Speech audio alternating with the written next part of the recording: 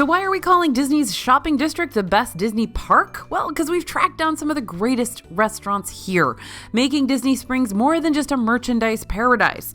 Along with the best restaurants, though, we've also found some dining options at Disney Springs that'll make spending money on a $70 Spirit jersey over at World of Disney sound like a better deal by the second.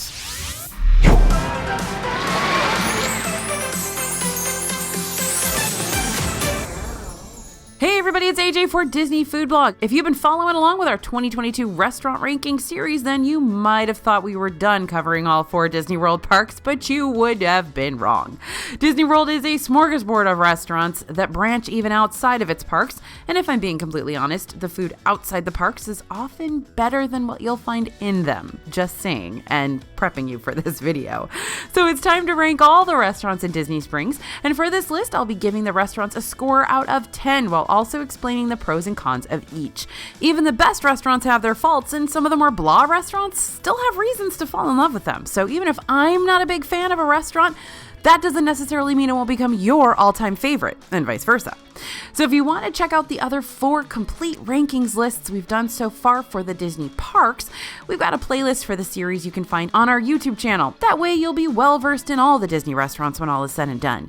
And if you want a complete PDF list of all the rankings we're covering today, make sure to drop us your email over at disneyfoodblog.com/everysprings. That way you'll have a digital copy you can refer to anytime you like, which is going to come in handy as you start making your Disney vacation reservations.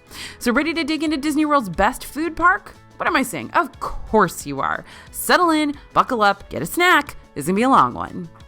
All right, we go alphabetically with these ranking videos, and we're starting with Four Rivers Cantina Barbacoa Food Truck.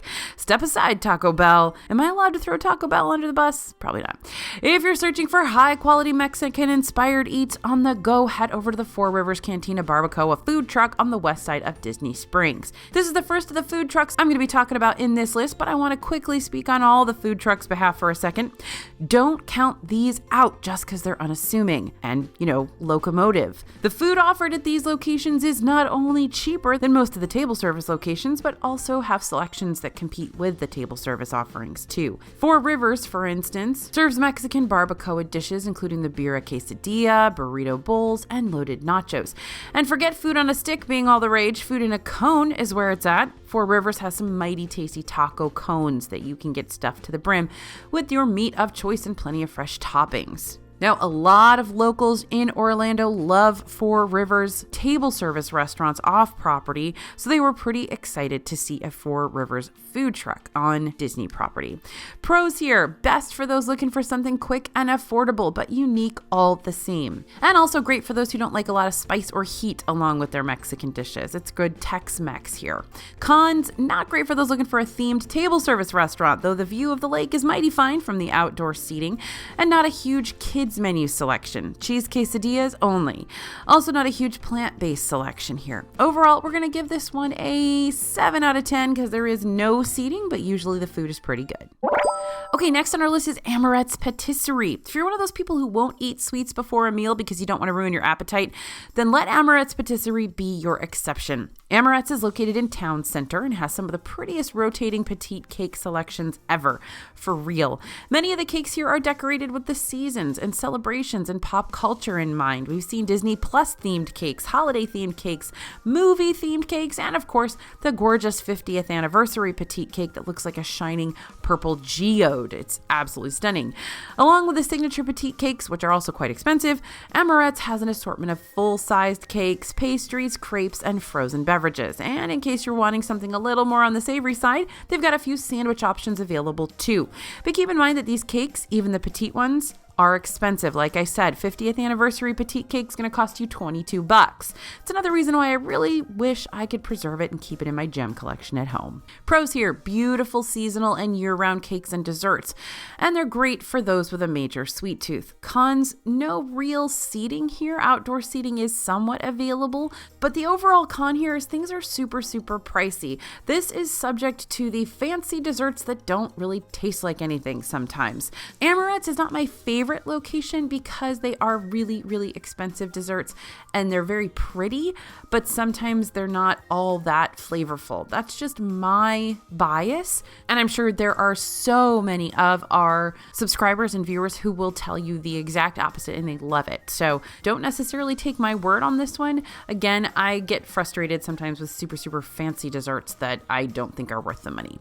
Overall, I'm going to give this one a 7 out of 10 as well, and that's mostly because I know so many of you love it. All right, AMC Disney Springs 24 dine-in theaters. That's right. These are your movie restaurants, y'all. I'm all in for dinner and a show. That's exactly what AMC 24 dine-in theaters is all about. If you're on the west side of Disney Springs and are about to watch the latest flick, you can order some food and snacks beforehand. Of course, you've got your standard movie popcorn, because what kind of a theater wouldn't offer that? But you've also got more substantial eats too. Burgers, flatbread sandwiches, probably chicken tenders, and a variety of other movie snack options. Is the food here gonna blow you away? No. This is frozen food that they're sticking in a microwave, basically. This is not the place you go when you're searching for a very fancy meal. It's the place to go when you want to watch a movie and you happen to be a little hungrier than popcorn's going to solve. So if you're just looking for a quick drink before the show, check out the MacGuffin's Movie Lounge, which offers up a full bar menu of alcoholic beverages you can either enjoy in the comfy cozy lounge area or take it with you into the theater. So pros on this one: great for those who want to feed two birds with one scone. Ha ha ha, get it? If you want to see your movie and eat your dinner at the same time. Also great for those who want to kill time during an infamous Orlando rainstorm. Cons on this one: definitely not the best food in Disney Springs. So much better stuff elsewhere. Also, you probably have a movie theater / dinner place at home. We've got like 6 of them around here. So this is not necessarily anything that's going to be out of the ordinary for most of us. And the snack options are rather inflated price-wise because you're in a movie theater in Disney. So that's a double whammy. They're going to cost way more than they're worth. So overall, I'm going to give this a 4 out of 10. Movie, great. Food, you have it at home. Probably not the best way to spend your money on food in Disney Springs unless it is literally pouring outside and you need to kill a couple hours. Okay, next on our list is Swirls on the Water. This is a brand new snack location. Swirls on the Water dethroned Poor Aristo Crepes with its unique Dole Whip menu. There are 3 flavors here currently: the pineapple and vanilla swirl, lemon and blue cookie dough swirl, weird, and habanero lime. Yeah, that last one kind of threw us for a loop too. How can a treat so refreshing also be spicy? Though these flavors can be served in a standard cup or cone, you can also get them different ways too. The habanero lime can be served in a dessert nacho form with waffle cone chips and mango popping boba pearls. The lemon and blue cookie dough can be served in 50th anniversary form with a blue cone and white chocolate Mickey hat on top. And all 3 can be served in flight portions, giving you the ability to try all 3 at once. Warning, that blue cookie dough can get messy, so if you don't want a blue tongue and teeth while you walk around in the Springs, you may want to just ask for the lemon flavor without the blue cookie dough swirl. Yep, you can totally do that. Pros on this one: great for Dole Whip fans looking for a new take on a classic treat, and the ability to try all the flavors in one flight. Plus, there are some spiked Dole Whip floats here. There's some Dole Whip sangria, which is interesting. So there's lots of things to try here. Super excited that they changed this into a Dole Whip spot.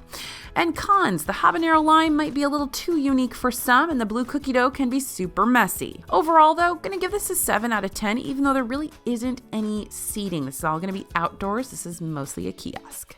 Hey, now quick note here. Disney restaurants always are keeping us on our toes with updated menus and closures and re-themes.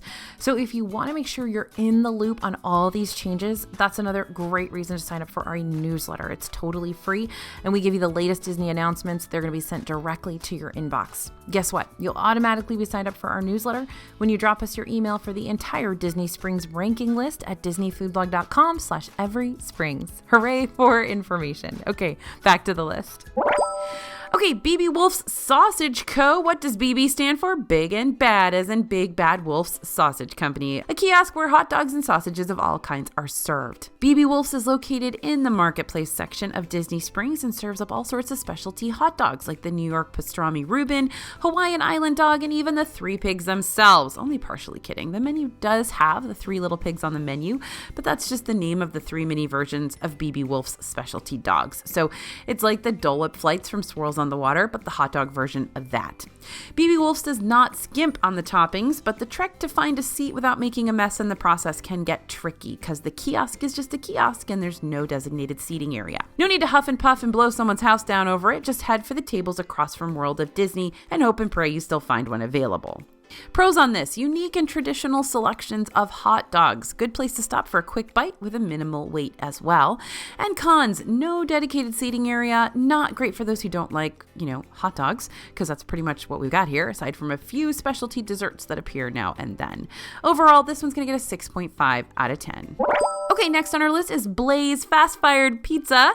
If you have a rapid pizza place in your neighborhood, then you're probably already familiar with the types of offerings at Blaze Fastfired Pizza. It's basically like a Subway sub shop for pizza. And those of you who've been watching our videos for a really, really long time know that it very much frustrates me that Fastfired is spelled FIRE''D.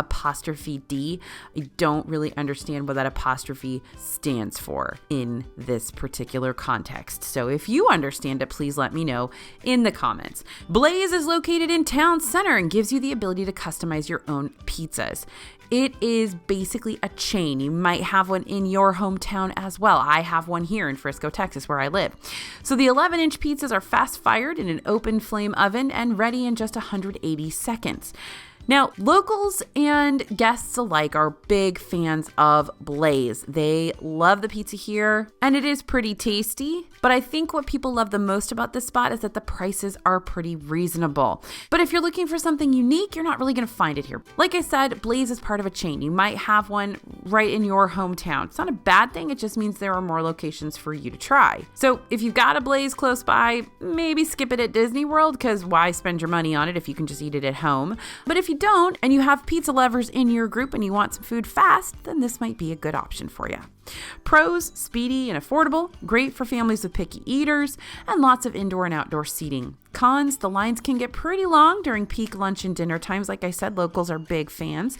Also, it's not great for those looking for an exclusive Disney dining experience, something that's going to be different than anything they can find anywhere else. Also, it's not great for those looking for something more adventurous. Overall, we're going to give Blaze a 7 out of 10. All right, number 7 on our list, Chef Art Smith's Homecoming.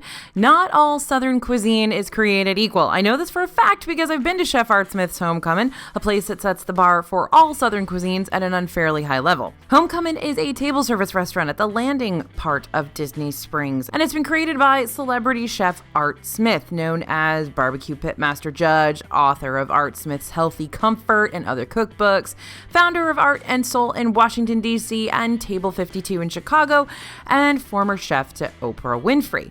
On the weekends, you can order brunch here, but during the week, you can always get lunch and dinner with artisan options like thigh-high chicken and biscuits, the Cuban sandwich, and the kitchen plate, which makes 3 of the house-made sides into your entree. They're speaking my language there. Now, one thing I absolutely adore at this restaurant is the dessert. The hummingbird cake is excellent. And I also like the shine cake, which you wouldn't think I'd like because there's not really any frosting on it, but it is excellent. And again, something we didn't mention is that Art Smith is very well known for their moonshine. There's lots of moonshine drinks, there's moonshine cocktails. And so that's something you definitely want to try if you're there as well, if you imbibe. So is this the healthiest meal on property? Probably not, especially if you're looking to try that famous fried chicken of theirs, but it's healthy for the soul, 1,000%. So pros here, some of the best Southern comfort eats ever. Really, it's excellent. Locally sourced ingredients and comfort food that matches the restaurant's comfortable rural setting, both inside and out. Now there is some outdoor seating, but it's all covered, so you're good to go there. Cons: not the priciest meal out there, but can still get pretty steep with Art's famous fried chicken main plate coming in at $29. And it's not best for those looking for a light meal. Obviously, you're going to have to roll yourself out of there. You'll be very sad once it's gone. Overall, though, I'm going to give Homecoming a 10 out of 10. I've been here for brunch, I've been here for lunch, I've been here for dinner.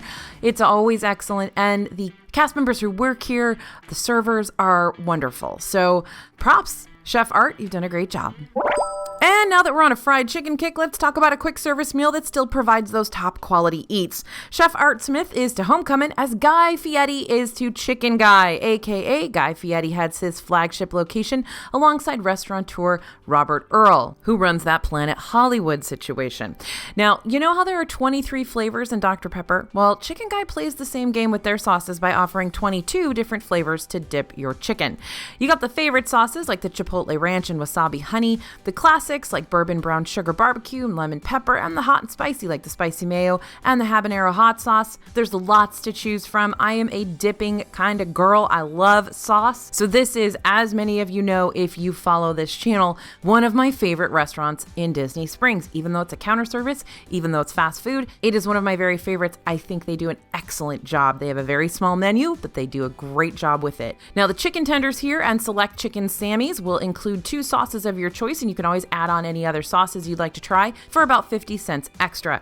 And if you're not a big fried chicken fan, there are grilled chicken options here too. Much like Blaze Pizza, Chicken Guy isn't just located in Disney Springs. They've actually created a few more, even though the one in Disney Springs was the flagship. So if you're searching for something more unique or interesting, then maybe go somewhere else if you've got a Chicken Guy near you. But Chicken Guy really does have some great fried chicken options. They've got really good mac and cheese, and you can make any option here as safe or as adventurous as you like, thanks to the wide range of dipping sauces. Want to know my favorite sauce? I've tried all of them. My favorite is still just the regular old buffalo sauce. They do a great job with it. I am a buffalo sauce connoisseur, not gonna lie, and I think this is some of the best. So pros on Chicken Guy: best for those who love sauce and not just ketchup. Great for a range of eaters. It is quick and it is affordable. This is something I didn't mention before the pros and cons section here, but Guy Fieri did actually create this restaurant so that everything you order comes in sort of under a $13 level. At least that's how it was when it first opened. It might be a little bit higher now, but the goal here is to keep things as affordable as possible, which is hard to find in Disney World. Cons: not great for those looking for something more unique. Again, very short menu here, not a lot of options. You're gonna get fried chicken or grilled chicken, one or the other. There's salads, there's a couple of chicken sandwiches, but it's gonna be chicken. There's also limited indoor seating. I know a while back the Chicken Guy was going to expand that indoor seating, but I haven't seen it happen yet, so most of the seating is outside. There are some umbrellas and stuff, but it's still going to be pretty open to the elements. So if you want to get indoor seating, be sure to go at a not popular time, so not a regular kind of dining time. And the tables here do fill up fast. I've seen long lines at Chicken Guy before, so it's a popular place. Eat your lunch at like 10:30 in the morning, eat your dinner at like 3. But overall, I'm going to give this one a 9 out of 10. I really enjoy Chicken Guy. I can't really explain why, except they do a really great job with that chicken. They do a great job with their sauces. My biggest concern with this place is seating, because I really don't like having to sort of wander around till a table opens up. Next on the list, City Works Eatery and Poorhouse. Shopping is great until it cuts into your time watching the big game, and no worries, that is what City Works Eatery and Poorhouse is for. City Works is located on the west side of Disney Springs and features craft brews and classic American eats with some fun twists. Along with your eats and drinks, you'll find plenty of high-def TVs playing the hottest sporting live events. Now, there are 70-plus beers you can order here, plus you can enjoy happy hour from 3:30 to 6 p.m. Monday through Friday. Happy hour is going to give you a discount on select beers, wine, and appetizers. They have some really good cheese curds here, which I love. Now, CityWorks is a chain as well. I have a CityWorks right here in Frisco, and they've got them all over the country, so you might have one near you. But what's interesting about all of the different chain locations is that they do specialize in local beers. So you are going to find local brews here in their 70-plus list on the wall. So food here isn't going to knock it out of the park. It's kind of reminds me of other moderately priced chain restaurants. It's probably a little bit better than your typical Chili's. And I've had some good meals and some bad meals here. So just keep that in mind. If you're looking for more upscale date night, CityWorks isn't going to satisfy that vibe either. It's a very chillax environment. You get to cheer for the sports balls. Go sports balls. Okay, pros. Great for those looking to break up the shopping frenzy with a couple of beers and a live sporting match. And they do have a very, very well curated selection of beers here. And happy hour discounts, always a good thing. Cons, not the best for the romantic, classy evening, not the best for unique food either. Again, this is a chain. You're going to get this anywhere in the country. It's not exactly the best for kids either. There is a solid kids menu available, but the atmosphere just isn't fun. And the food isn't super adventurous. Pretty standard appetizers, sandwiches, burgers, and tacos here. I'm going to give this one a 6 out of 10. Okay, the CocaCola Store rooftop beverage bar. Now, you might walk by the CocaCola Store and say, that's just a store, AJ. That's not a restaurant. You don't have to include it in here. But yes, I do, because at the top, the rooftop, you're going to find the CocaCola Store rooftop beverage bar, which serves up sodas, floats, and cocktails. Now, you know how Club Cool has the whole sample drinks from different countries thing in Epcot? Well, the rooftop beverage bar has a similar experience, but you do have to pay for it. And it features 16 different flavors of sodas from around the world. The drink menu provides a rotating menu of seasonal options as well. You've got some spiked and boozy drinks here. You can even have that fan favorite Beverly spiked here. And it's a pretty cool view here from the top of the Coca-Cola Store, that rooftop bar. So pros here, great for soda lovers looking to add some pizzazz to their usual fizzy drinks. There's a range of options from more standard and familiar to more adventurous. It's a fun way to kill some time in the afternoon. And if you are a soda lover, there's a lot to try here. It could be a really fun experience for you. Cons, it's drinks only, aside from a few little snacky options like peanuts and popcorn. So if you're looking for a full-on meal, this is not the place. Though there are different options on the Taste Around the World trays, you can still have a very similar experience for free if you plan on visiting Epcot during your trip as well. So overall, we're going to give this one a 5 out of 10. Okay, Cooks of Dublin. Now later on, I'm going to be talking about another restaurant that serves up an even wider selection of Irish entrees. But for now, let me talk about this little sib, Cooks of Dublin. He comes earlier in the ABC order anyway. Cooks of Dublin is a quick service location on the landing that serves up Irish comfort food like the famous fish and chips and a selection of house-made sandwiches and burgers. But what we really love here is that Dubliner Irish cheese and bacon dip, which is absolutely off the charts. If you love plastic cheese like I love plastic cheese, this is the ultimate plastic cheese. It goes so well with the hand-battered onion rings, with those big, thick chips that they have. And that is that classic Dubliner Irish cheese. Very sharp, very flavorful. There's just a lot going on here. I adore it. And this whole place is really fun. They've got good food. The biggest problem here is going to be the size. It is teeny, teeny, tiny. There's not a lot of seating. There's a couple of seats outside, but again, if you want to eat here, it's going to have to be at a time that's not a super popular dining time. So pros, great for those who love pub food but don't necessarily want to take a lot of time out of their day to eat it, because this is a counter service fast food location. It's a solid alternative to Raglan Road, which again, I'll talk about soon, if you want to have a faster meal. And fish and chips and Irish cheese, of course, definitely pros. Cons, there's not a lot of options for you if you're not big on fried foods. It's also not as extensive a menu as Raglan Road. Again, counter service, quick, shorter menu. And there's heavier options that can be not so great when it's an especially hot day in Orlando. But overall, I'm going to give this one an 8 out of 10 because I think they do a really, really good job keeping it authentic. Okay, next on our list, the Disney food trucks. Back to the food trucks again, only this time I'm going to be grouping a few together just so you can see the variety of options compared to one another. I started this video with the Four Rivers Cantina Barbacoa food truck, but there are 3 other food trucks run by Disney that you could choose from as well. First, you've got Hot Diggity Dogs. Much like BB Wolf's, this is a location that serves specialty hot dogs. Some of them are a little bit, I guess, too special, to be honest. Like a very strange secret menu thing called the King Dog that was featured last year, made with all sorts of weird ingredients that people either loved or loathed. And honestly, that's the weirdest this food truck's ever gotten. Most of their options are just really solid hot dogs. Then you got the mac and cheese truck, which you already know we love. There is a range of cheesy noodle options here with toppings ranging from barbecue brisket, bacon cheeseburger, lobster and shrimp, chicken parm, and 6 cheese crunchies. Basically Cheetos. Side note, Bria wants you to know she could live off the lobster and shrimp mac and cheese for breakfast, lunch, and dinner, but she just really loves crustacean-topped dishes altogether. Now, last but not least, we got the new member of the food truck family, the local Green Orlando food truck, which specializes in vegan, vegetarian, and pescatarian options. And they've got these really incredible air fries, so crispy and flavorful. Now, we here at DFB stand the Disney Springs food trucks, but be wary of those operating hours. They can vary. On the weekdays, oftentimes these food trucks open around 5 p.m. at the earliest, so plan on eating at one of these locations around dinner time or have a Plan B restaurant in place just in case. Also, there are a few other food trucks that swap out in here once in a while. So pros on the food trucks: wide selection for a range of eaters, and great for those who want something quick, tasty, and affordable. And new if you go to Local Green. Cons: strange hours of operation. You never really know when they're going to be open. You never really know when they're going to be there, or which ones are going to be there. And mobile capabilities: they're not always in the food truck hub, so you might have to track the location down. Overall, this is going to be a 7 out of 10 for me, I think. Next on our list is Deluxe Burger. Sure, you could settle on eating a hockey puck burger at one of the quick service places inside the parks, but why would you when Deluxe Burger is here? Deluxe Burger is a gourmet hamburger restaurant located in town center with classic and innovative burger creations alike. And don't forget, they throw in an artisanal gelato shake while you're at it, because they've got those too.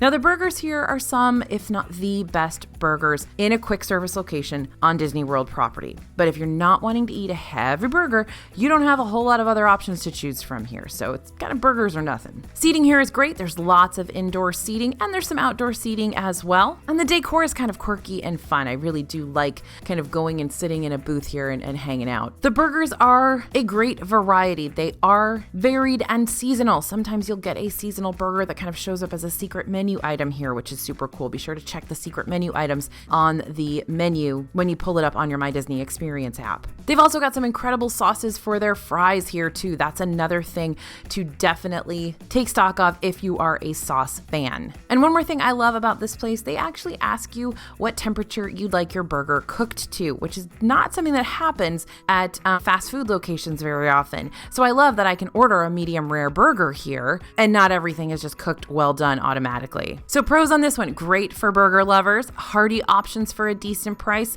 fry sauces, always a good choice, and those artisanal milkshakes are the cherry on top. Cons is maybe too heavy of an option for some. If you're not a fan of burgers, don't come here unless you're just wanting one of those shakes for an afternoon snack. Every once in a while you can get some chicken here, but not often.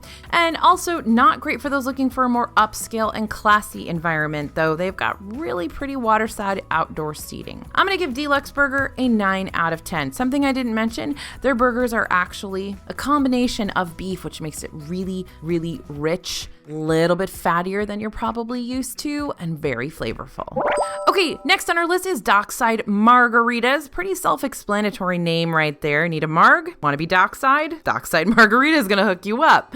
Now, this quick service location in the marketplace section of Disney Springs doesn't just serve margaritas, though that is their specialty. They've also got a few wines, some seasonal beers, a couple of on-the-rock specialty items, and they also have a few snacky things once in a while. After you order your drink of choice, sit on down by the waterfront and enjoy the live performances that take place during Dockside Margarita's operational hours. This is just a kiosk though, so all the seating is going to be outdoors and it is pretty limited seating as well. So pros for this one: great for marg lovers, and there's also live music here a lot of the time. Cons: not a whole lot of eats, just drinks. But the drinks are super unique here, so if you're looking for more of a variety, you might be disappointed. Overall, going to give this one a 6.5 out of 10. Coming up next is Earl of Sandwich. I think that John Montague, the inventor of the sandwich back in 1762, would be proud of the Earl of Sandwich quick service location, but he's not around anymore, so I'll be proud for him. Earl of Sandwich is in the marketplace section of Disney Springs and serves a variety of hot sandwiches, wraps, and salads, as well as a small selection of other grab-and-go options. Here's a little trivia for you. This Earl of Sandwich location, even though the place has now gone on to be a chain, was the very first Earl of Sandwich location in the country. So that's kind of fun. Now, a few of my personal favorites here. The caprese is a great option for those looking for a meatless option. The Cuban is also really good. That year-round holiday turkey sandwich provides all the Thanksgiving goodness of cranberry sauce, gravy, and stuffing whenever you want it. I love the cannonballs, which is a meatball sub basically. But because Earl of Sandwich is one of of the most affordable spots to eat in Disney World, it often experiences a very long line during peak dining times. The line usually goes pretty quickly, so don't get discouraged if you see it wrapping around inside the building, but be aware there'll probably be a line if you're eating at regular lunch and dinner times. Now, keep an eye on the sides menu. Sometimes there's mac and cheese, sometimes there's pizza, sometimes there's a few other options that are really fun and really good, and the desserts here are super fun too. Should I say super fun? Maybe not. They're like brownies and cookies, but they're really good brownies and cookies. Sometimes they have Carlos Bake Shop stuff here too, so keep an eye on the dessert options. If they have a frosting-filled brownie sandwich, please get it. Okay, pros here. Great variety of sandwiches, lots of indoor and outdoor seating, usually very high quality food here as well for a fast food location, and quick and affordable. Cons, it's part of a chain like Blaze and Chicken Guy, so if you want somewhere more unique, you are going to have to go elsewhere. And you can see long lines during those peak dining times as well. There's also not a ton of vegan-friendly options to be aware of. Overall, going to give this one 8.5 out of 10. Okay, Enzos Hideaway Tunnel Bar and Restaurant is next on my list.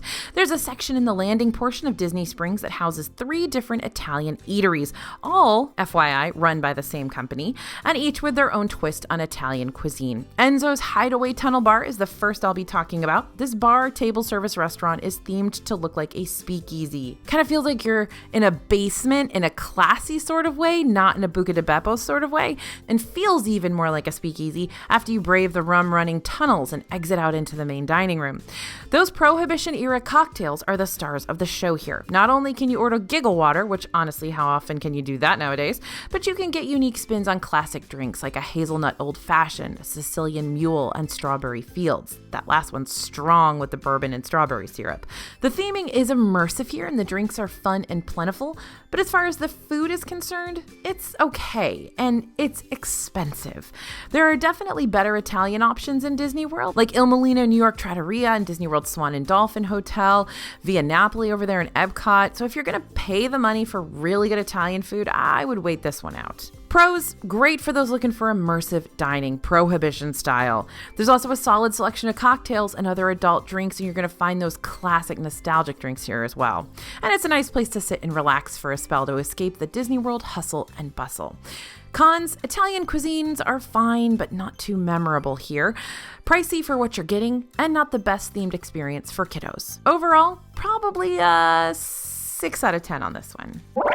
Okay, coming right up, we've got Erin McKennas Bakery NYC. If you're searching for tasty desserts that are both allergy-friendly and vegan-friendly, McKennas Bakery will hook you up. Not only does this bakery offer up sweet treat selections you're familiar with, like cupcakes, cookies, donuts, and several other dessert offerings I've never once turned down in my life, but they do it in a way that doesn't make you wonder what ingredients are missing. These still taste sweet, they're fresh, they're rich, they're a great dessert alternative for those with dietary restrictions or who have different dietary choices. Oh, and the best part? There's a donut happy hour between 11 a.m. and 3 p.m. where guests purchase one donut and get their second 50% off. So pros for this one is it is awesome for those looking for an allergy or vegan-friendly dessert. This is great for your kiddos who can't eat anything else in Disney World. This is an awesome place for them to just go to town and they can pick anything they want out of that case. It's life-changing for a lot of these kids, and donut happy hour is totally a thing. Cons, no seating inside or out. Gotta have those goodies to go or save them for later. And if you do save them for later, be careful because some of the icings can be kind of melty against the Orlando sun, even in a sealed to-go box. So if it's really, really hot, figure out a way to get those into a refrigerator quickly. Overall, with Erin McKennas, a 7 out of 10. Okay, Everglazed Donuts and Cold Brew. If you're wanting something sweet in Disney Springs, you don't have to walk very far to find a place that can curb that craving. There's a lot of sweet treats around here. And Everglazed Donuts and Cold Brew is one of the newer spots in the shopping district that is just focused on donuts. Now, I say newer, but really it's been around since the beginning of last year. It just has that overall newness factor still attached to it, I guess. So the name of the place won't keep you guessing. Specialty donuts and cold brews are kind of their thing here, but there are also some other offerings. And we're talking about donut grilled cheeses and a variety of flavored milks and Reese's peanut butter infused nitro brews. So they got some interesting stuff going on here for sure. As far as their array of donuts, they're good, but not always worth the hefty price tag, especially when a Krispy Kreme has a Baker's Dozen assortment for around $9, while a Baker's Dozen assortment here is going to rack up a $60 charge minimum. You could really get a nice dinner for that money. So pros here, great for those looking for unique treats that they can tell everyone back home about, and also offers up some savory options to break up all that sugar. Cons, the donuts are good, but they're not going to knock your socks off, and they're expensive. So seating here, pretty limited, lots of it's outdoors as well. Overall, Everglazed, I'm going to give it a 7 out of 10. Okay, Frontera Cocina is next. This table service restaurant in Town Square often gets overlooked, but it's a decent place if you're looking for authentic Mexican cuisine. The staff is energetic, the food is better than a lot of options around Disney World, and you can choose whether you want to eat inside, outside, or on the go, thanks to its walk-up window. Now, heads up, this is another celebrity chef location. This one is headed up by Rick Bayless. And a big draw for this place is their mixology. This is a margarita haven. Heads up, the beverage program here is run by the same people who run the beverage program at La Cava del Tequila over in Epcot's Mexico. They're also the same people that run the beverage program over at Coronado Springs Resort. So these are some really, really great margaritas. And if you don't want to stand in line at La Cava del Tequila for your avocado margarita, you can get the same one here. So the black burrita, the cava avocado, and the Frita served with a rose petal popcorn salt rim that honestly works pretty well with the pomegranate cordial and rose petal liqueur. So even if you're not necessarily into grasshoppers on your guacamole, the margarita options here are top notch. So pros, solid variety of tasty tacos and other Mexican inspired dishes. They do a very authentic and excellent job here with food. Both table service and quick service are available, and there are lots of margaritas. Cons, not great for those who don't like Mexican inspired dishes, and especially who, if you're looking for like Tex-Mex, that's not what you're going to find here. This is going to be much more authentic, and it's not a huge assortment of kids menu options, only quesadillas or tacos. Is this the best Mexican food in Disney World? I would say no personally, but I am more of a Tex-Mex fan, so definitely chime in the comments if this is one of your favorites. Overall, I'm going to give this one a 7.5 out of 10. Okay, Ghirardelli Soda Fountain and Chocolate Shop. Do you smell that? Is that sweet, warm, hot fudge wafting around the marketplace section of Disney Springs? The smell you want to wrap up in like a blanket and wear all day long like perfume? Well, that smell, my friends, is coming from Ghirardelli Soda Fountain and Chocolate Shop, and yes, it is fabulous. You're probably already familiar with the Ghirardelli brand. Their chocolate squares often populate the sweets aisles at the local grocery stores, but at Ghirardelli Soda Fountain in Disney Springs, you'll still find chocolate squares for sale along with epic sundaes, shakes, and specialty cocoa drinks. Pros here, literally the best smelling shop in the Springs, and there's both indoor and outdoor patio seating. Cons, this can be a little too sugary sweet for some. It's a really heavy dessert situation. Ice cream, hot fudge, caramel, lots going on, cookies. And the other con here is that it gets real busy. Long lines, crowds are all over the place. There is seating, but you can take stuff to go as well, so that might be a better choice. But we would definitely recommend going right when they open. Overall, Ghirardelli, 8 out of 10. Uh-oh, we got another sweet powerhouse here. Gideons Bakehouse is next. Now, Gideons had already made a name for itself over at Orlando's East End Market before entering the landing at Disney Springs. It's been an Orlando institution for years and years, but this oddity shop turned bakery has hit the shopping district by storm, and it has become a Disney icon now. Gideons sells massive cookies, mainstream and secret menu cake slices, and cold brews. Its most popular one is the peanut butter cold brew, featured all year long. Now, along with its standard cookie offerings like the basic chocolate chip, cookies and cream, peanut butter crunch, Gideons also offers monthly limited edition flavors like the Eternal Flame cookie with chocolate covered cherries and cayenne for Valentine's Day, that Frankenstein cookie made with double stuffed Oreos for Halloween, and my favorite is the lemon poppy seed cookie, believe it or not. I love that one. I hope it comes back this year. Now, this place is very popular. Like, it's the definition of popular. You may have to enter a virtual queue just to get in the 2-hour line for it. Fortunately, you'll still be able to browse Disney Springs while you wait, but yeah, definitely not the place for a last-minute treat before you head out for the day. If you want to get a cookie here or anything else, get there early. and get in the virtual queue. So pros here, fan favorite desserts. People love it, and they are really, really good. They're excellently done. And it keeps things fresh with its rotating menu of seasonal and secret menu items. And there's incredible theming here. They do not pull back on the oddities influence here. They do a great job with it. And I love that they're kind of bucking the system of the typical kind of Disney magic here. This is a different kind of magic altogether, and it's awesome. So cons here, massive lines all season long. Could find yourself in a 2+ hour virtual queue just for a $6 cookie. The store is very small, so only a few are allowed in at a time, and there's no seating at all. There's no savory options here, desserts or bust. Overall, though, I'm going to give Gideons a 10 out of 10. I can't help it. I love it. Okay, next is something that a lot of you have probably missed or walked right by. It's the Haagen-Dazs kiosk. Yep, with places like Ghirardelli and Swirls on the water existing, the Haagen-Dazs kiosk on the west side tends to get overlooked, and that's to be expected. This location does have 14 flavors of ice cream, which is impressive for a teeny tiny storefront, and this is very much your typical ice cream shop you might find back home. So if you're looking for a simple, reliable treat, Haagen-Dazs has got the goods, but if you're looking to try something that stands out or is unique to Disney Springs, and you don't have to search very far. Again, Disney Springs, tons of dessert options. Pros here, ice cream, what's not to like? And there's 14 flavors available. Cons, it's not the best for those looking for something more innovative or unique, and it's an unassuming storefront that tends to get overlooked. And there's really no seating here either. Overall, 5 out of 10. Is it bad ice cream? No, but contextually, with so much else going on in Disney Springs, probably not the best use of your time or money. Okay, House of Blues Restaurant and Bar. Live music, strong drinks, Southern eats. House of Blues Restaurant and Bar is a table service restaurant on the west side that's going to treat you right with that Southern fare. We're talking seafood jambalaya, toffee bread pudding, which is my favorite dessert in Walt Disney World, hands down, period. Barbecue brisket, nachos, and loaded mac and cheese topped with chicken tenders, buffalo sauce, and blue cheese. You can check out what performers will be here ahead of time on the House of Blues concert calendar, and don't forget about their weekend brunch available 10 a.m. to 2 p.m. on Saturdays and Sundays. Now, the eats here can be pretty hit and miss. We've had fantastic meals and a lot of not fantastic meals. So if you want a guaranteed top-notch Southern cuisine, Homecoming is still my ride or die. But Homecoming doesn't have that live music like House of Blues does, which might persuade you to come here instead. And remember, House of Blues also has the front porch and the smokehouse. This is more for the folks who'd like to come here just for the drinks and live entertainment and maybe a few barbecue eats. That's kind of a fast food location out in front. So pros, this is great for those looking for live music alongside their Southern cuisine.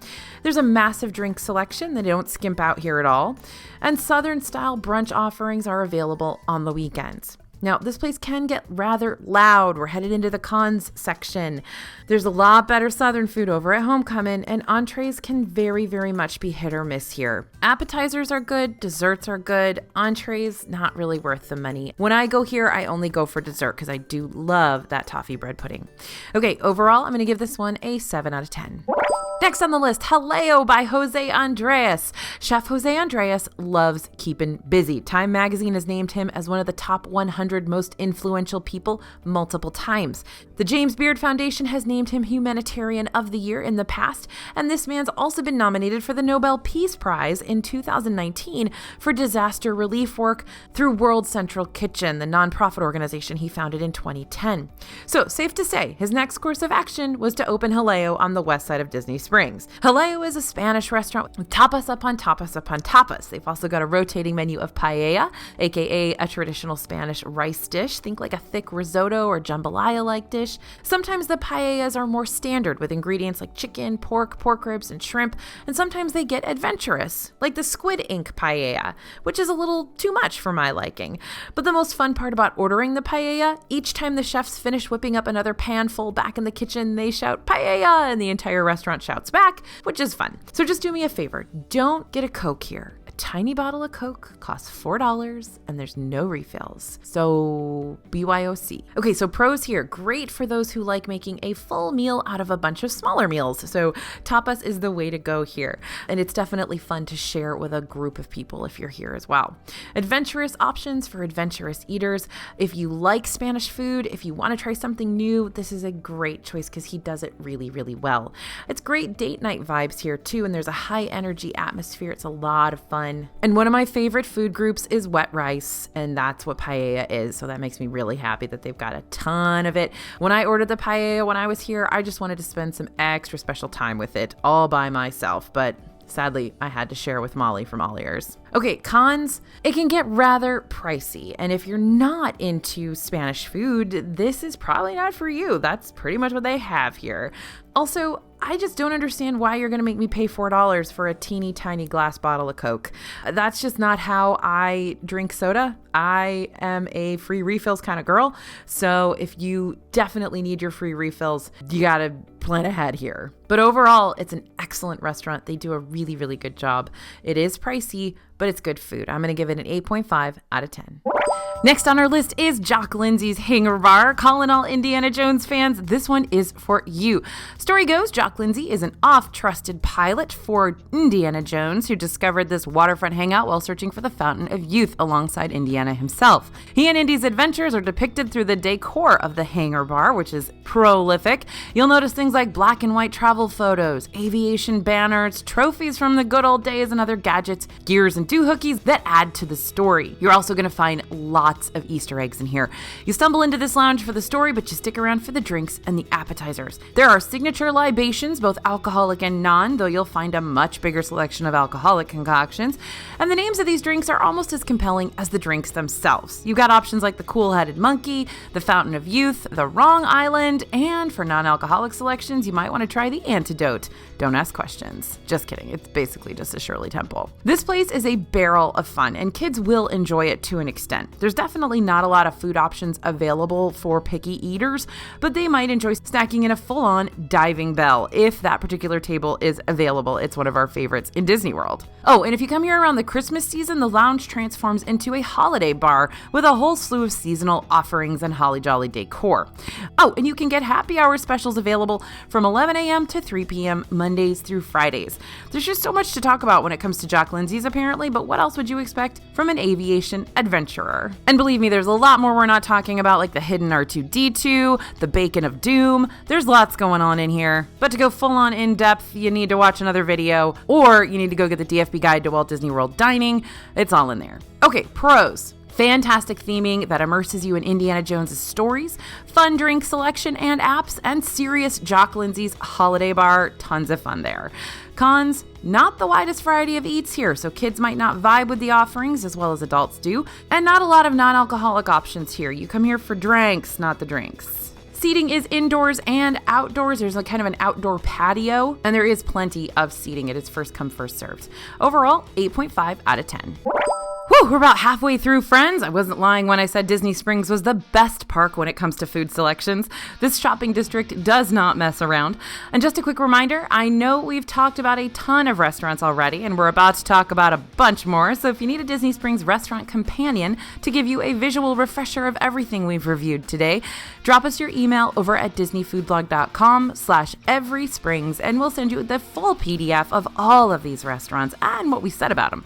So let's keep going. Number 26, Joffreys Coffee and Tea Company. Joffreys kiosks are sprinkled all throughout the Disney World parks and hotels. But Disney Springs has the full-on storefront at the landing section of the shopping district. Happens to be right across the way from Jock Lindsay's Hangar Bar. Here, you'll not only be able to grab a coffee or tea to go from a wide range of available caffeinated and non-caffeinated options, but you'll also be able to purchase boxed and bagged coffee and teas to bring home to keep the Joffreys addiction alive and well.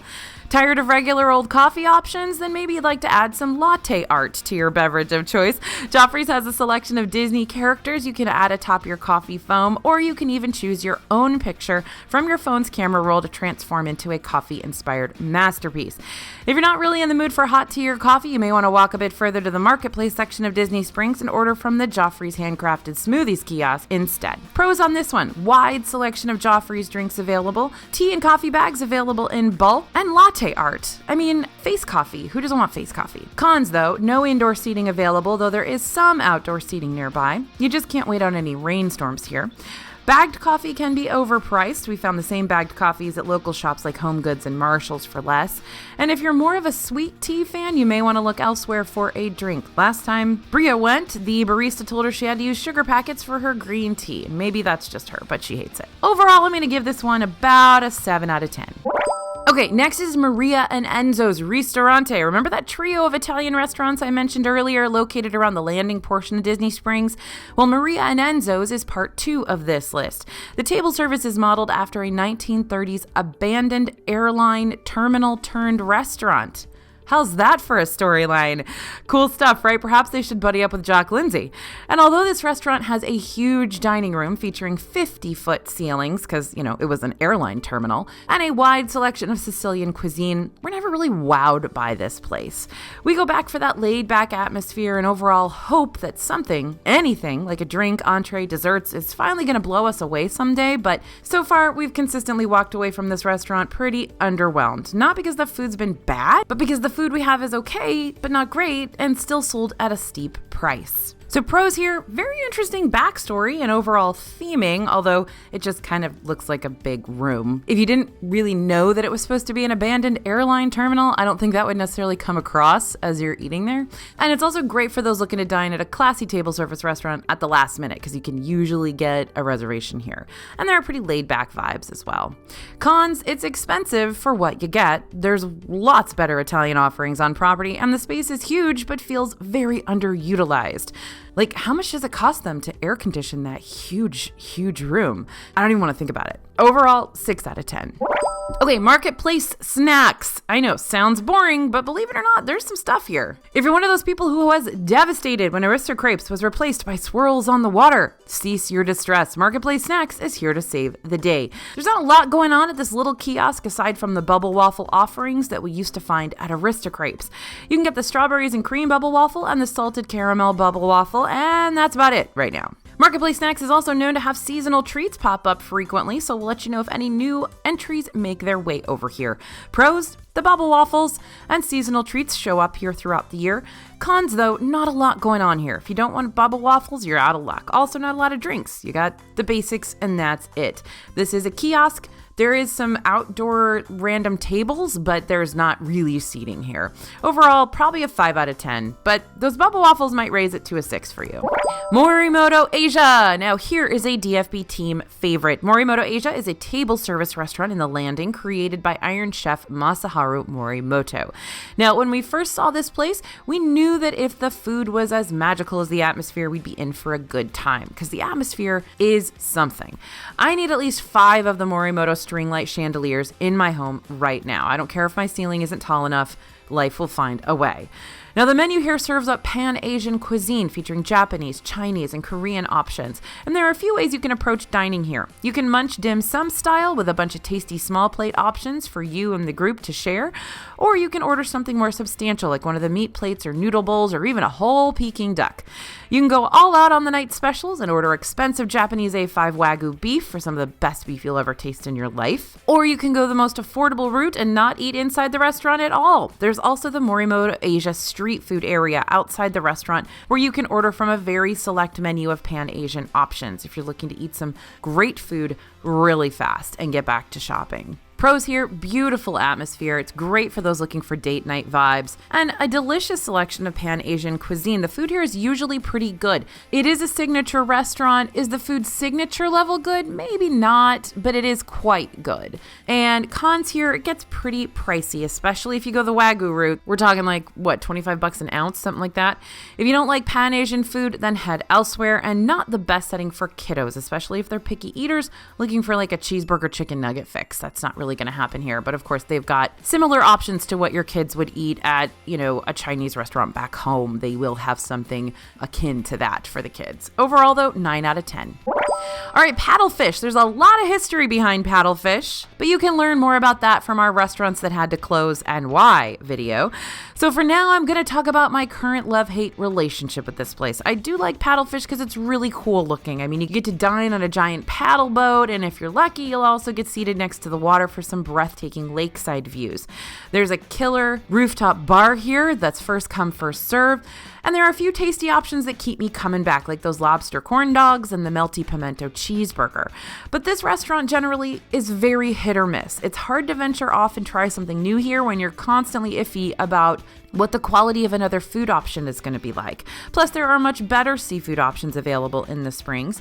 So, I don't know, it's a 50-50 shot here. And if you don't like those odds, maybe this restaurant restaurant on the water isn't the right table service for you.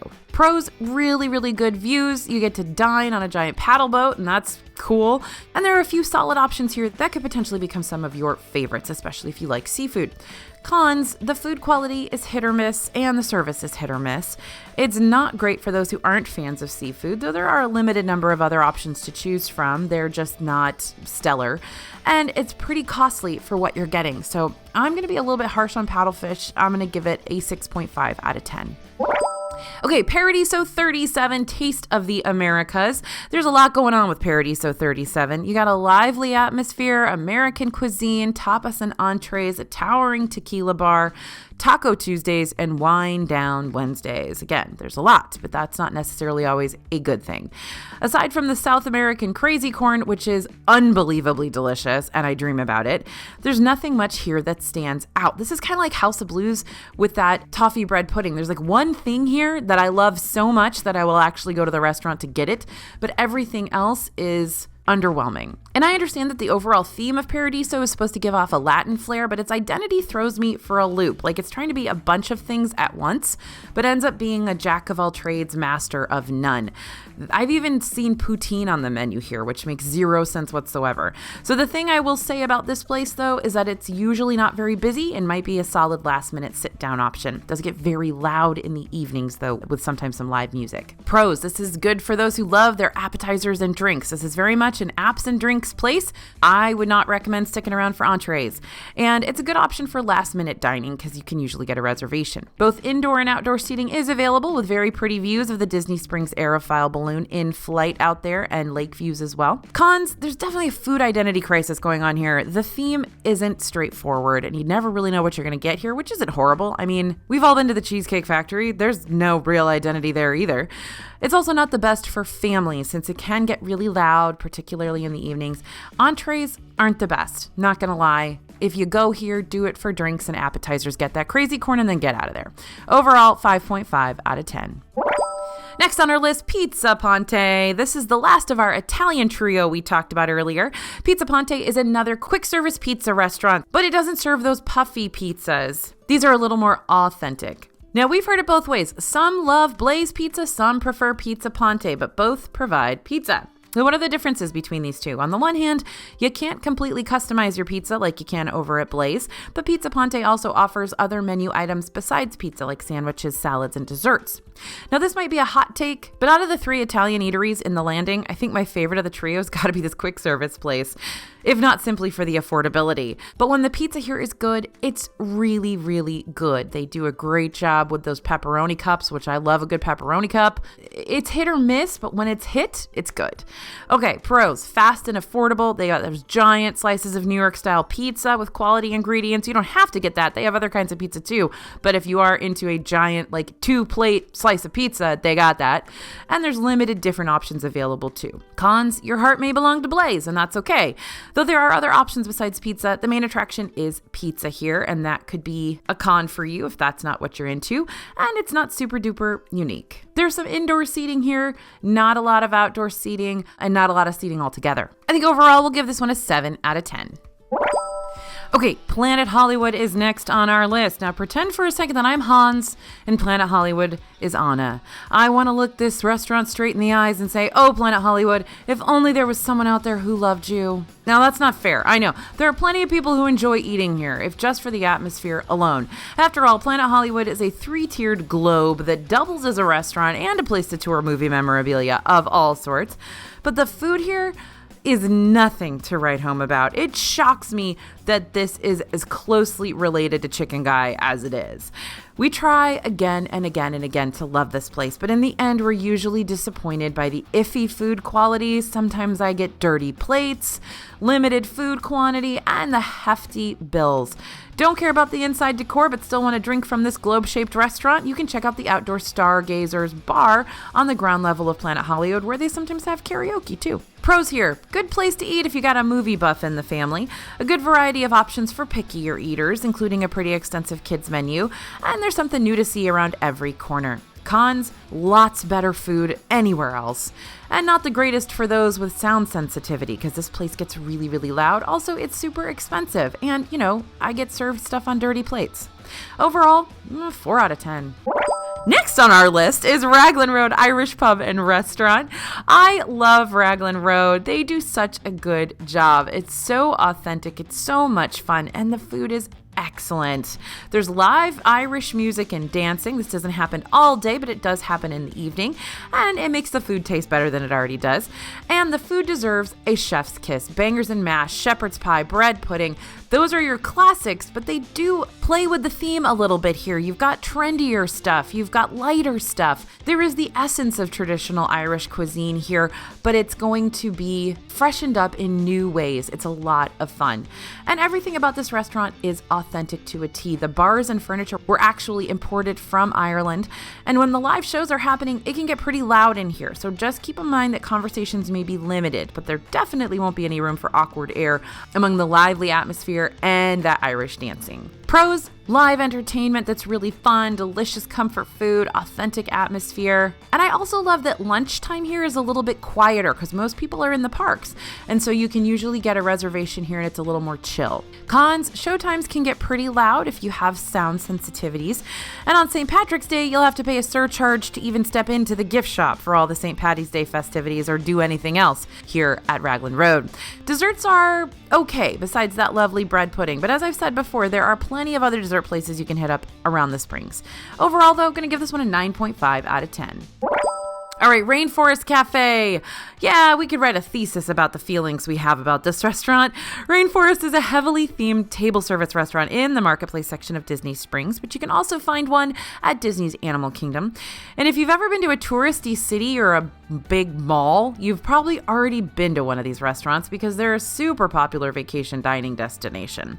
Kids go gaga for Rainforest Cafe, and why wouldn't they? It feels like you're dining in the middle of a rainforest filled with animatronic animals and frequent thunderstorm simulations that make the lights flicker and the wildlife go wild. If you've never been to a Rainforest Cafe, I always think it's worth at least one visit, but maybe not necessarily at Disney World. There are so many tasty options in Disney Springs that it's hard to justify paying for the mediocre options here. Though I must say there are a lot of options here. Think Applebee's sized menu and quality, and offerings in the middle of the jungle with elephants. If your main focus is on how much your kids are going to love the atmosphere here, then by all means grab a reservation. But if you'd rather dine somewhere with quality food that's more worth the price you're paying, maybe dining alongside elephants shouldn't be your number one choice. If you'd rather just grab a drink and appetizers under the erupting volcano, trust me, you can't miss that thing, there is the jungle-themed Lava Lounge you can hit up instead.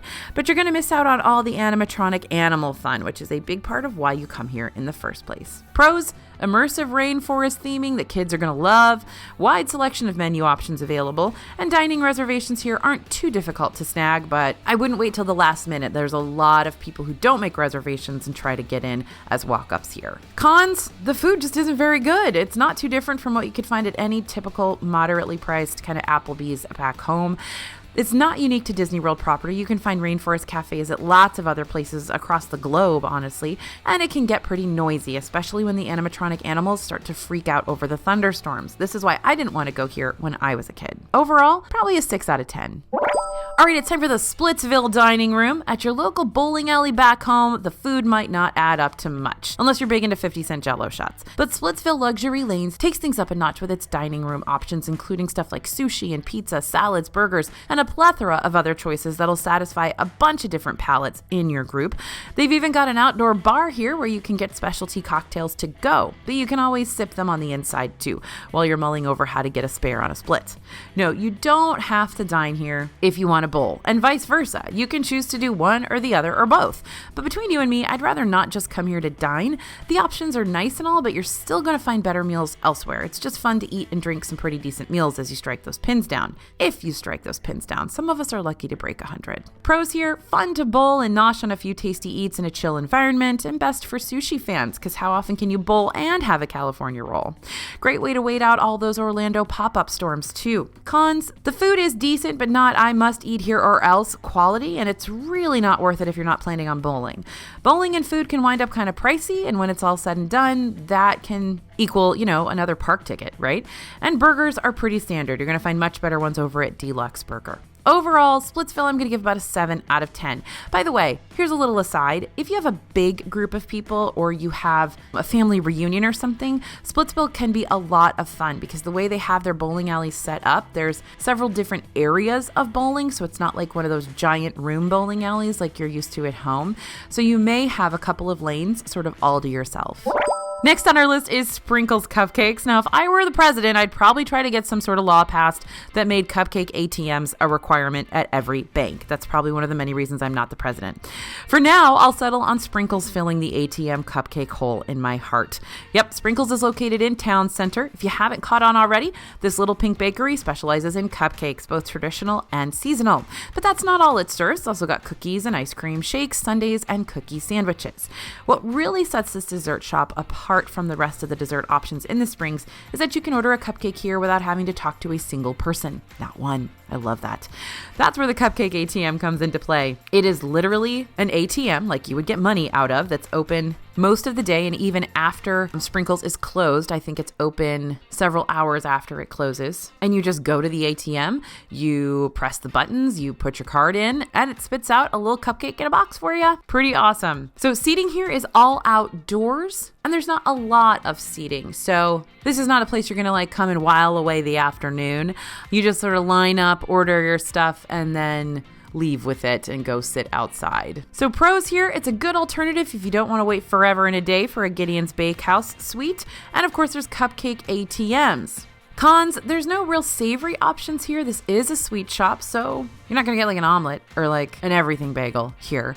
And it's also not unique to Disney Springs. Sprinkles locations exist in lots of other places, so if you want something more unique, maybe Gideons isn't such a bad idea after all. Overall, Sprinkles, 7.5 out of 10.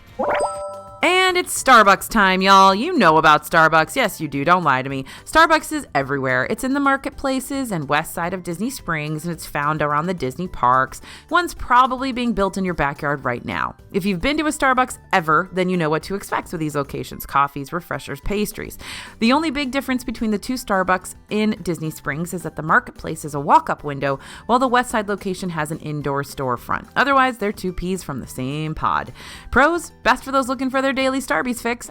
You can redeem rewards for the free drinks you've earned at both Starbucks locations in Disney Springs, which you can't do at the Starbucks in the parks. And cons, been there, done that. Overall, I'll give it a 6 out of 10. It's Starbucks, whatever. All right, STK Orlando. When I hear the name STK Orlando, the first thought that comes to mind is, maybe not. STK is located in the landing section of Disney Springs and serves American fare like steak, hence the name, sandwiches, and other entrees that aren't steak-based.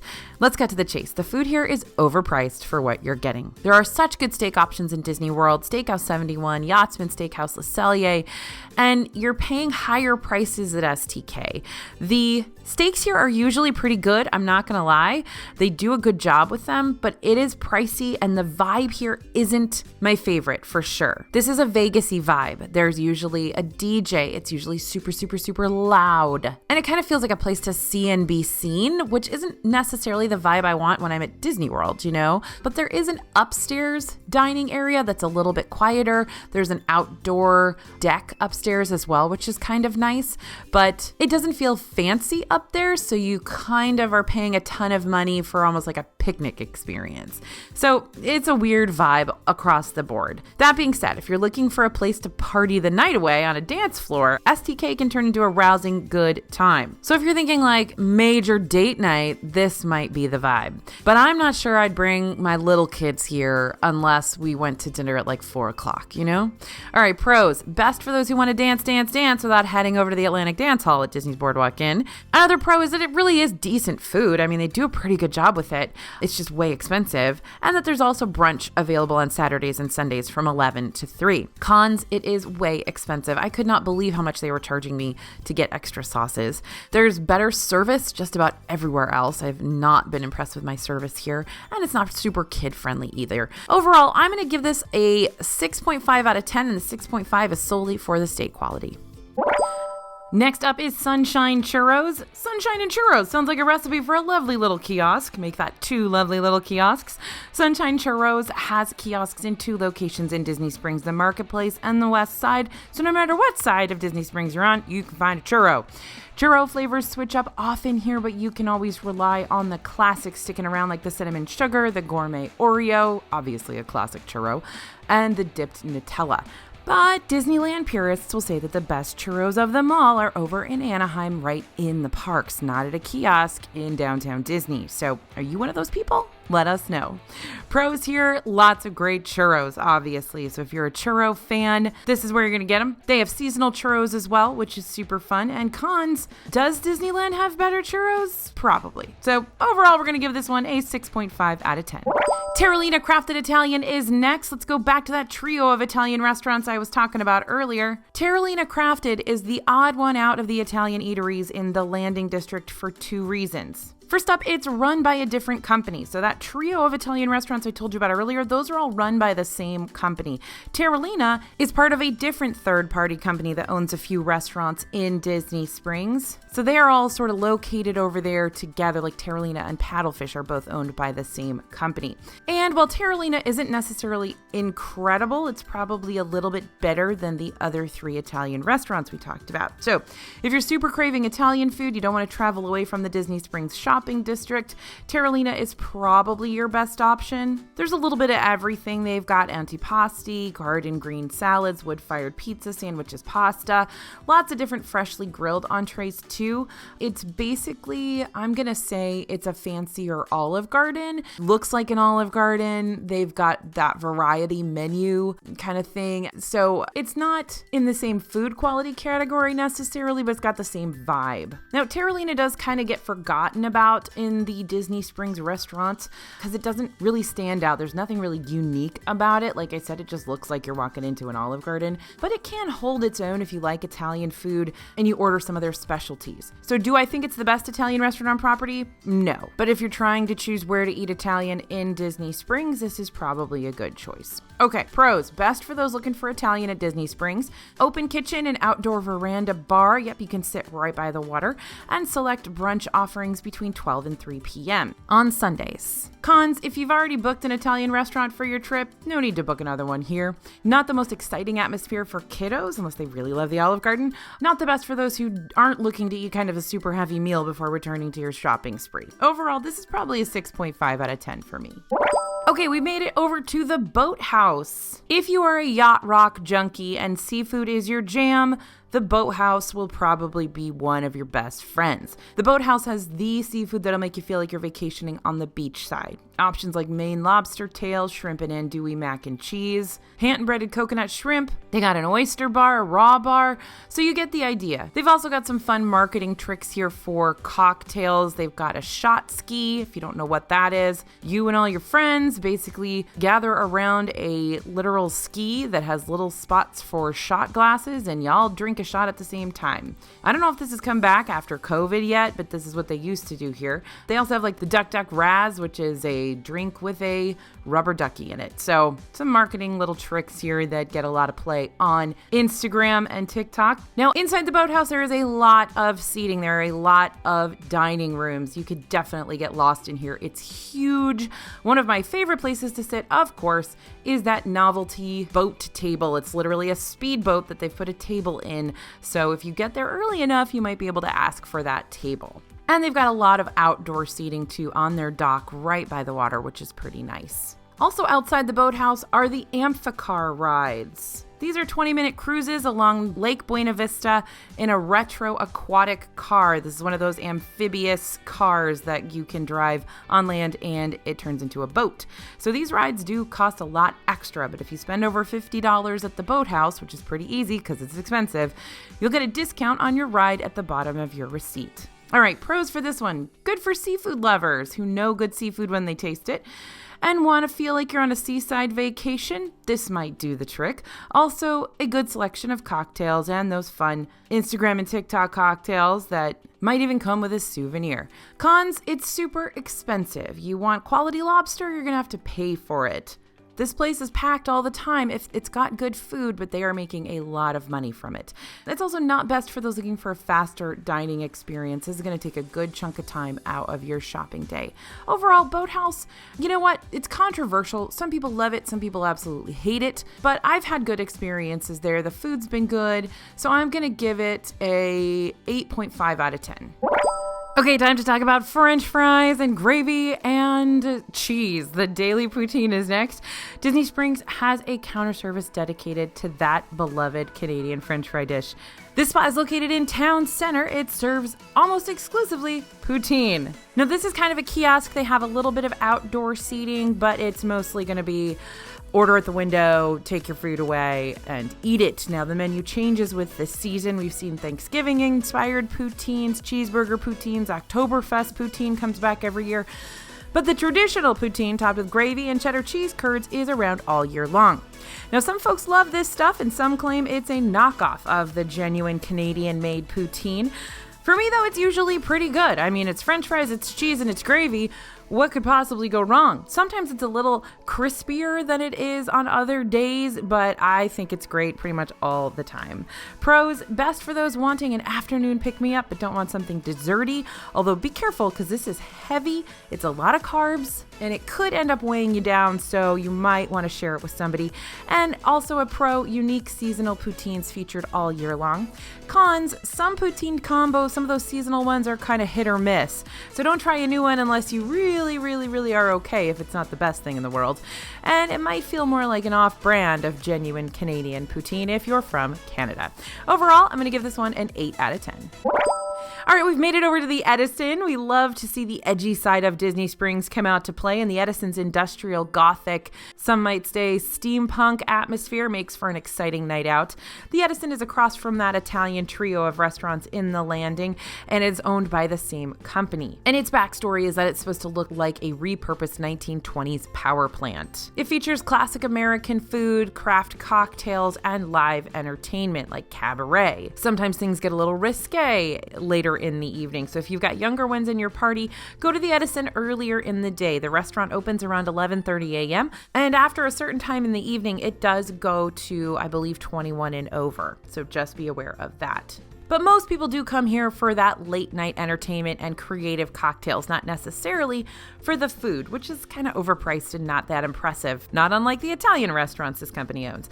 Although the clothesline of candied bacon isn't something you see every day, it's just not worth $18, which is shocking because it used to be $13, so it's already gone up in price $5.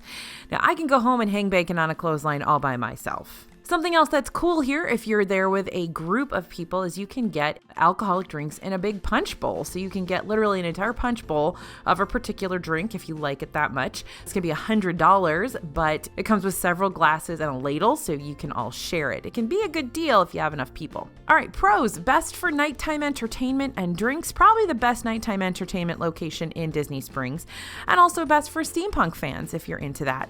So if you want different in Disney, this is different in Disney. Cons, food is often overpriced and only okay. Not a fan of paying for the novelty of it. And not great for those who get uncomfortable when it comes to cabaret or a nightlife environment. Weekends after 5 p.m. get really packed here, so plan ahead. Overall, a 7 out of 10.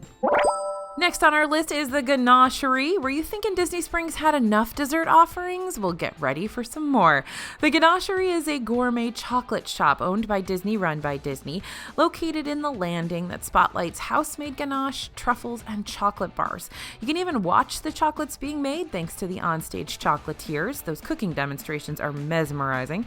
And much like many of the dessert options around the Springs, there are seasonal offerings here too, including seasonal chocolate piñatas, which is a hollowed-out decorative chocolate orb filled with all sorts of fun goodies that you get to break open with a little wooden mallet. It's the ultimate anger management treat.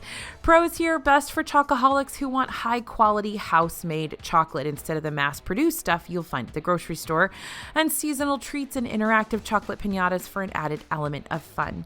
Cons is that the quality house-made chocolate is very costly. This is going to be artisan chocolate. This is stuff that you need to save for. And if you need something savory, this is not the place for you. Overall, going to give the Ganachery, which is really more a store than a restaurant, there's no seating or anything in here, an 8 out of 10. Okay, we've come up to the polite Pig. Now, in Disney World, there's good barbecue like Regal Eagle Smokehouse in Epcot, and there's okay barbecue like those basic pulled pork sandwiches you'll find at most quick service locations. Now, the Polite Pig is good barbecue. The Polite Pig is located in Town Center and not only serves up a variety of wood-fired, smoked, and grilled items, but also has an extensive menu of over 50 types of bourbons at their bourbon bar. There's indoor and outdoor seating here. It's a solid quick service meal, even a solid place to grab a snack to share with the group. You're going to see a variety of different sides, and there's often chef special sides here that you never know when they're going to pop up or how long they're going to be here. This place is run by James and Julie Petrakis, who are James Beard nominated chefs, very, very well known in the Orlando area for places like the Ravenous Pig. They own that as well. Now, the Hop Salt Pretzel is a crowd pleaser, especially when you dip it in their beer cheese fondue and IPA mustard. But there are overall just a lot of good options here, and the line can get very, very long, so maybe go on off hours. Pros here, lots of indoor and outdoor seating. Best for those looking for solid barbecue options. Fast food wise in the Springs. Don't plan on eating at another barbecue place later on in the trip. Good bang for your buck as well. Cons, not a great option if you're not a barbecue fan, and this place can get packed out during peak dining times. If you've already been to or are planning on going to Regal Eagle Smokehouse or Flame Tree Barbecue, then go ahead and try something different in Disney Springs. There are plenty of options available, but a lot of folks really do enjoy Polite Pig. Okay, overall, probably an 8.5 out of 10. T-Rex is next. You know what I said about Rainforest Cafe earlier? Just copy and paste that onto T-Rex Cafe, but replace the rainforest setting with a prehistoric dinosaur setting and replace the thunderstorms with sporadic meteor showers. Yep, T-Rex is located in the Marketplace section of Disney Springs, and it's owned and run by the same people that own and run Rainforest Cafe. This is technically the sibling restaurant of Rainforest, and there are some parts of this place that I like better. Not necessarily menu-wise, though. They both have similar offerings that are overpriced and underwhelming. But there's something about dining with dinosaurs and woolly mammoths, giant octopus tentacles breaking through the ceiling, and a color-changing prehistoric ice cave that might make the overpriced food worth it, maybe just one time, especially if you've got a little dinosaur fan in the group. T-Rex also isn't as prevalent in other locations around the United States, so this really might be one of your only chances to try this immersive experience out. Pros, best for the future paleontologist of your group, or if Ross from Friends decides to tag along. There's a large menu selection for a lot of different palettes, but again, most of it's overpriced and not that great. Sorry, we're in the pros section here. And it's really good and memorable theming. You can sit inside a dinosaur. I mean, where else are you going to do that? Cons, food is underwhelming, it's very expensive, and it can get very loud. We're talking about dinos and meteor showers. So if you have someone who has sensory sensitivities, this might not be the best place. Overall, going to give this one a 6.5 out of 10. Vivoli Il Gelato is next. If you're wanting true gelato pulled directly from the menus of a Florence, Italy storefront, head to Vivoli Il Gelato in the Landing. The DFB team comes here often for updated reviews because the menu is constantly adding new seasonal treats. They are definitely good at kind of marketing themselves with all of these brand new treats that bring people over to take pictures of them. But some of our consistent favorites, aside from the straight up gelato, of course, are the fruity sorbettos, the thick and creamy milkshakes, the gelato floats, the cannolis, and the bombellato, which is made up of gelato sandwiched inside a toasty Italian donut.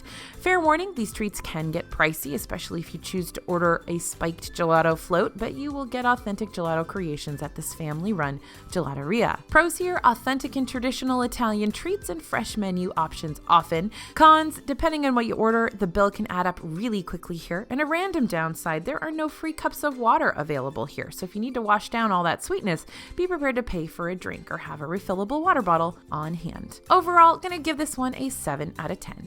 Wetzel's Pretzels is next on our list. Now, Wetzel's isn't as prominent of a location around the US as Starbucks per se, but it does show up in your local mall and airport food courts once in a while. So the fact that it's in the Marketplace and West Side sections of Disney Springs isn't shocking. And there's nothing wrong with Wetzel's Pretzels. It's got some decent soft pretzels and pretzel nuggets if you need a snack that's quick and familiar. I would probably choose Wetzel's over like an Auntie Annie's, although I like those too, but it's also pretty old hat. Even if you've never been to a Wetzel's Pretzels, you've still tasted something similar if you've eaten a soft pretzel like ever in your life. My favorites here are the Sinful Cinnamon. That is my absolute favorite, and every once in a while I will go out of my way to get a Sinful Cinnamon Wetzel's Pretzel. Pros here, safe option to curb any savory cravings or even sweet cravings on the fly. And cons, been there, done that. Overall, gonna give this one a 6 out of 10. We've made our way to Wine Bar George, and Wine Bar George really is one of our favorite locations in Disney World. I'm a little salty over my last experience there because I had some bad service and I had overall a pretty bad experience. I was trying to dine with some friends of mine and they wouldn't let me sit at the table with them, so I had to basically go sit at the bar all by myself until they were done eating, which was just weird. I don't know why you would do that. So I'm a little salty, but again, that's a personal anecdote. So that has nothing to do with the fact that Wine Bar George usually has great food and decent service. Every restaurant can have an off day. That's another reason why we do what we do here at DFB is we keep going back to the restaurants over and over and over again. One review is not enough to know exactly what a restaurant's going to be like for you. So we constantly keep going back so that we can build an even richer impression and review of a restaurant for you so that you have a more holistic view to rely on when you're deciding whether or not you want to go to these restaurants. Okay, so Wine Bar George, most of the time, is really, really excellent. On the inside, you've got that industrial chic look. There's something extra special about eating out on a balcony as well. Lots of good people watching out there. And if you're wanting a full entree here, instead of a bunch of small plates, you're going to have to time your visit just right because entrees are only available between 12 and 3 p.m. But if you want to come here for brunch, swing by on a Saturday or Sunday between 10:30 and 2. They'll give you a full wine country brunch to get you fueled up for the day. Looking for something more on the go? Try the Basket at Wine Bar George. This is the restaurant's attached counter service location located beneath the second-story terrace. This one features sandwiches, small plates, and picnic basket meals. They've also got wine slushies here like the Frosé or Froscato. They're nice and refreshing, and they're the perfect afternoon treat when you just can't beat the heat. The real public service of Wine Bar George, though, is that their servers are very, very knowledgeable about wine. And they don't care if you are or not. They are happy to help you walk through a wine list. You can try a wine by the 1 ounce. So if you don't want a full glass of wine, you just want to see if you like something, you can absolutely get 1 ounce of wine and see if you like it. And they're really, really good at explaining wine in an accessible way for those of us who don't know anything about it. So pros here, best for those wanting an extensive list of wines to choose from, obviously. Also best for romantic date nights without having to pay for a prix-fixe dinner at a signature restaurant. And it's really good food. They do an excellent job here, and it's not all fancy either. A lot of it is just good comfort food. Cons, certain foods might not be available during the time frame you choose to visit. Also, if you're not a fan of the whole wine and small plates vibe and you'd rather spend your money on something more substantial, and it's probably not the best place for kids. They're not a problem, they'll just probably be bored. I see lots of kids on their iPads there. Overall, gonna give this one a 9 out of 10.